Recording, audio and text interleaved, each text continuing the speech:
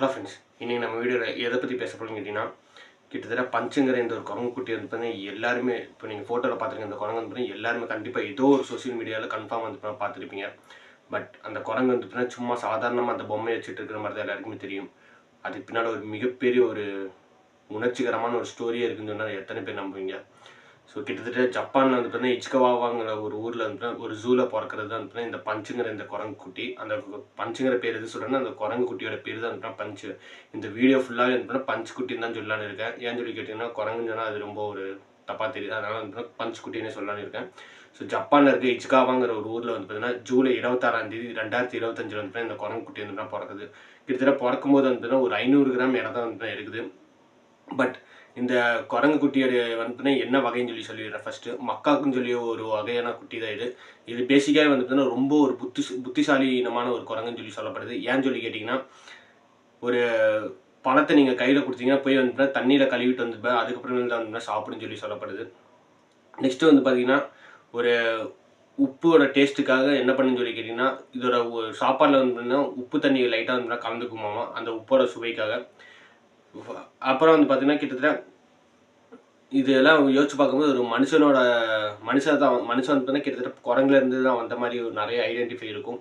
But இந்த குரங்குக்கு இந்த பஞ்சுங்கிற இந்த குட்டிக்கு பின்னால் இருக்க ஒரு மிகப்பெரிய ஸ்டோரி இருக்குது. என்னன்னு சொல்லி கேட்டிங்கன்னா, கிட்டத்தட்ட இது பிறக்கும்போது வந்துட்டுனா அதோட தாயோட அரவணைப்பு இல்லாமல் தான் வந்துட்டு பிறந்திருக்குது. ஏன்னு சொல்லி கேட்டிங்கன்னா, இப்போ நம்மளாம் பிறக்கும்போது நம்ம அப்பா அம்மா வளர்த்தி தான் நம்மளை பெருசாக்கி விட்டுருப்பாங்க. பட் இது பிறக்கும்போது வந்துட்டுனா இதோட தாய் இதை வந்து பார்த்தீங்கன்னா புறக்கணிச்சிருச்சு. ஏன்னு சொல்லி கேட்டிங்கன்னா, கிட்டத்தட்ட இந்த குரங்கு வந்து பார்த்தீங்கன்னா அதோட தாயை தேடி தேடி போயிருக்கு. பட் அந்த தாயை வந்து பார்த்தீங்கன்னா தள்ளி விட்டு அந்த பஞ்சுங்கிற அந்த குட்டியை வந்து பார்த்தீங்கன்னா ரொம்பவே தள்ளி வச்சிருச்சு. ஸோ இதனால் வந்து பார்த்தீங்கன்னா ஒரு கட்டத்துக்கு மேலே இந்த குரங்கு வந்து பார்த்தீங்கன்னா ரொம்பவும் வந்து பார்த்தீங்கன்னா தனிமைப்படுது. ஏன்னு சொல்லி கேட்டிங்கன்னா, எந்த குரங்குமே வந்து இந்த பஞ்சுங்கிற இந்த குட்டியை வந்து சேர்த்திக்கவே மாட்டேங்குது பக்கத்துலேயே. ஸோ இப்படியே போயிட்டு இருக்கும்போது வந்து பார்த்தீங்கன்னா, இப்போ நீங்கள் பார்த்தாலே தெரியும், காட்டில் ஒரு குரங்கு பார்த்தீங்கன்னா அதோட குட்டி வந்து பார்த்தீங்கன்னா கிட்டத்தட்ட அதோட உடம்புல ரொம்ப டைட்டாக பிடிச்சிட்டு தான் இருக்கும்.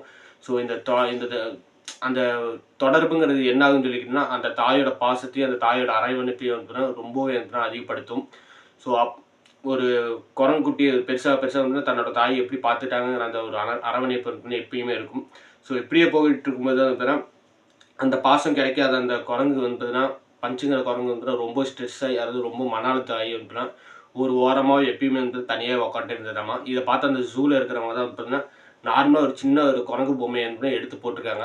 அவங்க சும்மா விளையாட்டுக்காக தான் எடுத்து போட்டிருப்பாங்க. அந்த பஞ்சுங்கிற குட்டி வந்து சும்மா சாதாரணமாக விளையாட்டுன்னு சொல்லிட்டு. பட் அதுதான் அந்த குரங்கு பொம்மை தான் வந்து பார்த்தீங்கன்னா அந்த பஞ்சுங்கிற அந்த குட்டியோட லைஃபே வந்து டோட்டலாக சேஞ்ச் பண்ணிடுச்சு. ஏன்னு சொல்லி கேட்டிங்கன்னா, அப்படி அந்த குட்டி வந்து பார்த்தீங்கன்னா அந்த பொம்மைக்கிட்ட இருந்து என்ன பார்த்துச்சுன்னு சொல்லி எந்த மாதிரி ஒரு அரவணைப்பு பார்த்துச்சுன்னு சொல்லி தெரில. அந்த குட்டி பஞ்சுங்கிற குட்டி வந்து பார்த்தீங்கன்னா எங்கே போனாலும் அந்த பொம்மையை தூக்கிட்டு போகிற மாதிரி வீடியோ நீங்கள் கண்டிப்பாக பார்த்துருப்பீங்க. அது மட்டும் இல்லாமல் இந்த குட்டியை எதுக்கு அதோட தாய் வந்து ஒதுக்குன்னு சொல்லி நிறைய பேர் கேட்பீங்க. ஏன்னு சொல்லி கேட்டிங்கன்னா, இது கிட்டத்தட்ட இந்த வகையான குரங்கு வந்துட்டுனா அதிகமாக இந்த மாதிரி வந்து பண்ணுமாமா.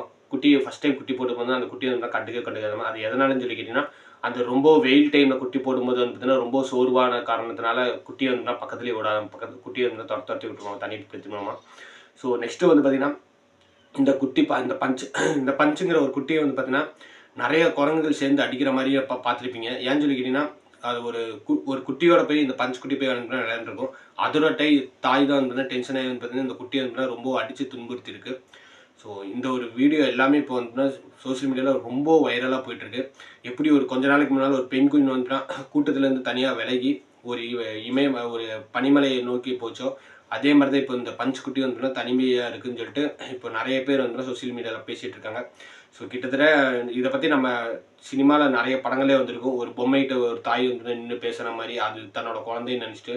ஸோ அந்த மாதிரி ஒரு அரவணைப்பாக கூட ஒரு தாயோட அரவணைப்பாக அந்த பொம்மைகிட்ட கூட அந்த பஞ்சுங்கிற குட்டி அந்த மாதிரி பார்த்துக்கலாம். ஸோ இதுதான் இப்போ வந்து பார்த்திங்கன்னா ரொம்ப வைரலாக போயிட்டுருக்க ஒரு டாப்பிக்கு. உங்கள் ஃப்ரெண்ட்ஸ் யாராவது வந்து ஸ்டேட்டஸோ அது அல்லது இந்த பஞ்சுங்கிற இந்த குட்டியை பற்றி ஏதாவது கண்டிப்பாக பேசியிருப்பாங்க. அப்படி பேசியிருந்தாங்கன்னா அவங்களுக்கு இது ஷேர் பண்ணி வந்ததுன்னா மறக்காமல் பார்க்க சொல்லுங்கள். ஸோ தேங்க்ஸ் ஃபார் வாட்சிங். Bye friends.